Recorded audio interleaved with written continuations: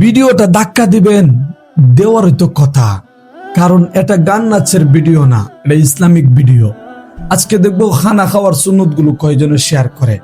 Share তো করবে তারাই যাদের ইমানি দায়িত্ব আছে। খানা সামনে আসলে কোন দোয়া পড়তে হয়? اللهم بارك لنا فيما رزقتنا وقنا عذاب النار খানা শুরুতে কোন দোয়া পড়তে হয়?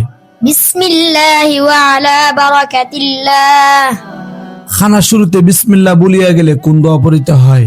بسم الله أوله وآخره খানার শেষে কোন দোয়া পড়তে হয়? الحمد لله الذي أطعمنا وسقانا وجعلنا من المسلمين মনে করো দাওয়াত খাইছো, দাওয়াত খাওয়ার পর কোন দোয়া পড়তে হয়? اللهم أطعم من أطعمني واسق من سقاني এই সুন্নত গুলো আমল করেন।